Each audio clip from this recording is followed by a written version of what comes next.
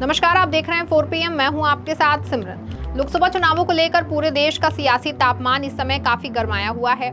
7 चरणों में होने वाले लोकसभा चुनावों के 2 चरणों का मतदान हो चुका है, जिसके बाद देश की सियासत और भी गरमाई हुई है। एक ओर जहां 2 चरणों के मतदान के बाद विपक्ष काफी उत्साहित है और अपनी जीत के दावे कर रहा है, तो वहीं दूसरी ओर सत्ता पक्ष के तेवर थोड़े ढीले पड़ रहे हैं। ऐसा लग रहा है जैसे शुरुआती 2 चरणों में भाजपा वो माहौल बनाने में सफल नहीं रह पाई, जिसका प्रयास वो काफी दिनों से कर रही थी।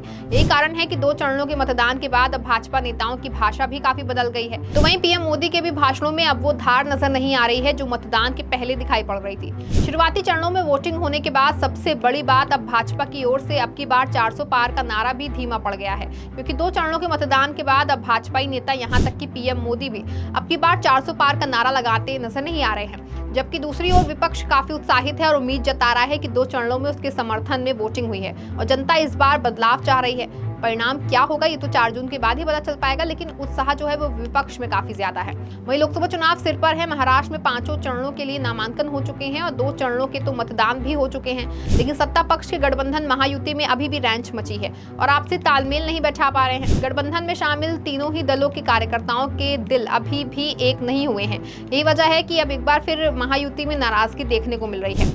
दरअसल एकनाथ शिंदे गुट की शिवसेना की ओर से ठाणे लोकसभा सीट से नरेश महस्के को उम्मीदवार बनाए जाने के बाद सियासी बवाल मचा है। इस सीट को लेकर शिंदे गुट की शिवसेना और बीजेपी के बीच मतभेद दिख रहा है। जानकारी के मुताबिक ठाणे सीट को लेकर बीजेपी का विरोध जारी है। बीजेपी के कार्यकर्ता इस सीट पर अपनी पार्टी का उम्मीदवार खड़ा किए जाने की मांग कर रहे हैं। इतना ही नहीं, भाजपा से इस्तीफे का दौर भी शुरू हो गया है।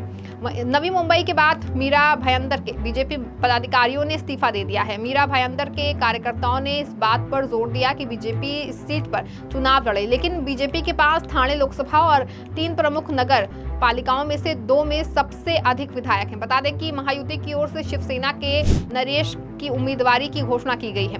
बीजेपी ने शुरू से ही ठाणे सीट पर जोर दिया। बीजेपी की विचारधारा की नींव रखने वाले रामभाऊ महालगी और राम कापसे ने इस निर्वाचन क्षेत्र का नेतृत्व किया, लेकिन वहीं 1996 के चुनाव में आनंद दिघे ने इस सीट पर दोबारा कब्जा कर लिया और तब से ये सीट शिवसेना के पास है। एकनाथ शिंदे की बगावत के बाद ठाणे के सांसद राजन विखरे ने उद्धव ठाकरे के साथ रहने का फैसला किया। इसी के बाद बीजेपी ने इस सीट पर दांव ठोक दिया। भाजपा ने इस बात पर जोर दिया कि ये सीट उसे मिलनी चाहिए क्योंकि उसके पास ठाणे लोकसभा क्षेत्र में सबसे अधिक विधायक हैं। लेकिन अब ये सीट शिंदे की पार्टी शिवसेना के पास चली गई है। शिंदे गुट के नरेश मस्के के नाम की घोषणा के बाद ऐसा लग रहा है कि यहाँ से चुनावी मैदान में उतरने के इच्छुक बीजेपी के संजीव नाइक के कार्यकर्ता गोलबंद हो गए हैं। इसके चलते नवी मुंबई से कुछ पदाधिकारियों ने इस्तीफा दे दिया है। बीजेपी पदाधिकारियों की नाराजगी के बाद शिवसेना उम्मीदवार नरेश महस्के और प्रताप सरनाइक ने गणेश नाइक से मुलाकात की। खबर है कि बीजेपी पदाधिकारियों ने भरोसा दिया है कि महायुति कार्यकर्ता अपनी बात रखेंगे और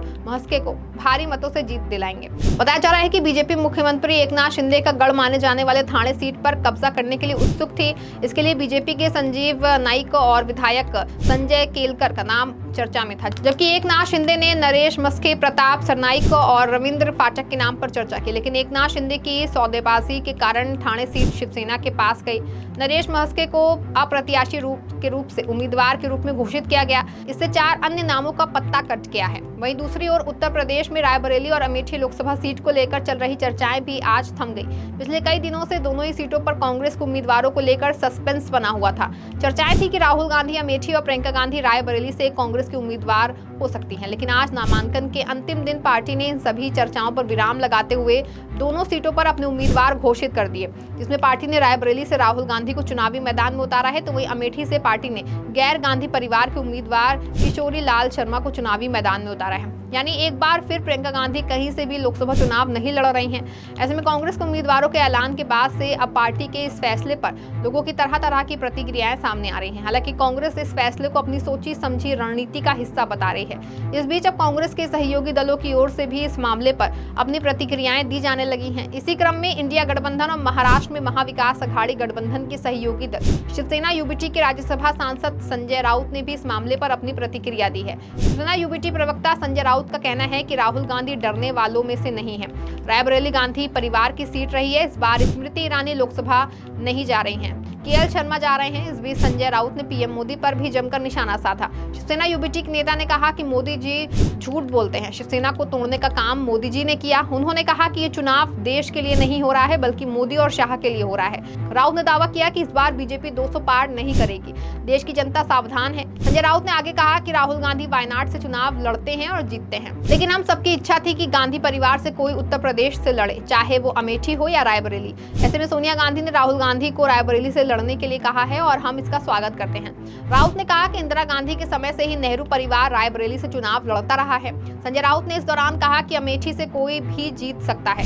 केएल शर्मा गांधी परिवार के सदस्य हैं। इस बार स्मृति ईरानी लोकसभा नहीं जा रही हैं, लेकिन केएल शर्मा जा रहे हैं। बता दें कि अमेठी रायबरेली में आज नामांकन का अंतिम दिन है। ऐसे में राहुल गांधी ने आज रायबरेली में अपना नामांकन दाखिल किया। इस दौरान राहुल के साथ मां सोनिया गांधी और बहन प्रियंका गांधी समेत कांग्रेस के राष्ट्रीय अध्यक्ष मल्लिकार्जुन खड़गे भी मौजूद रहे।